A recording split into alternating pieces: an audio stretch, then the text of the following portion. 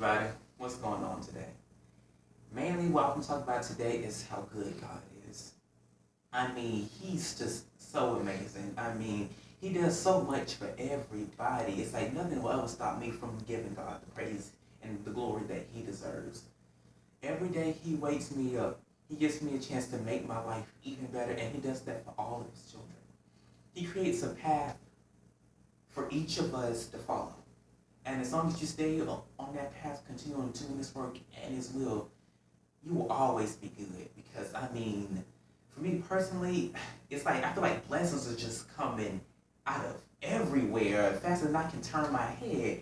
And I know it's thanks to the man upstairs, because I know as long as I do my Father's work, I'm always be good. I mean, sometimes it's just indescribable talking about how good He is, because there are plenty of times where we were low and had no idea where our next meal was going to come from, or how we were going to get money to pay a simple bill. But God just brings something out of the woodworks.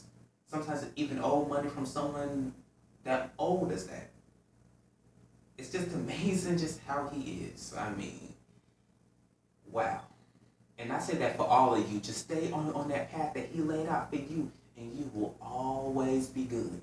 Every time He wakes you up in the morning, that is the time that you make your life better. And when God tells you to do something, touches you like that, you have to make that twist and that turn and that decision right then and there.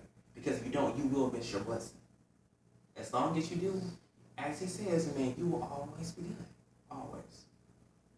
Now I want to switch gears a little bit and mainly talk about our history as a people.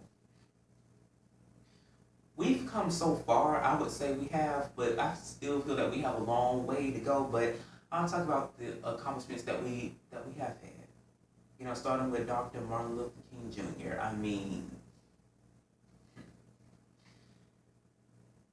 one of the greatest voices of our times. You know, he taught us how to fight through nonviolent protests, that he dreams of a world where everyone will come together, be treated equally, and that, you know, a person shouldn't be judged by the color of the skin, but the content of their character. And I feel, you know, some of his ideas are being emulated today, but again, we still have a long way to go.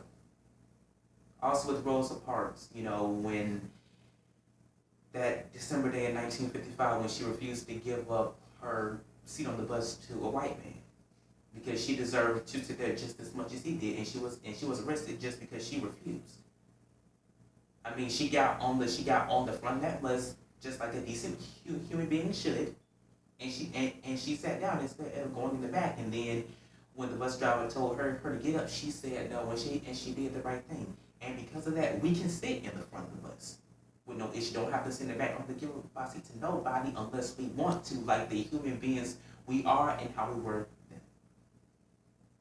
And I feel we can do more to make them proud by doing even greater things than that. I mean, President Barack Obama, the first African-American president, not for 4 years, but for 8 years. Honestly, it's the greatest president we've ever had. I mean, for 8 years, he has turned this country around. Unemployment has gone down. I mean, he helped with the killing of Osama bin Laden, the one who was one of the masterminds behind our country's greatest tragedy. I mean, he got put down while Obama was in office, but you guys want to talk about all the bad things he done, and honestly, I don't see any bad things he's done. I mean, he's done only great things. I mean, if it wasn't him, we wouldn't have Obamacare, which is giving people who's never had health care before the chance to actually get it. God put the right man in office twice, because one thing about God, His will shall be done. There's nothing you can do about it. Okay, when He wants something done, it will be done, period. And you know it's going to be good because it's at the hands of God. And, you know, with him in the presidency, you know, you've had many people to go against him, but it didn't matter because he had God by his side. Because he knows with God, anything is possible. And when he leaves, he will leave a mark on this world for all the great things that he's done, despite the people who still want to criticize him. Because he was just simply great.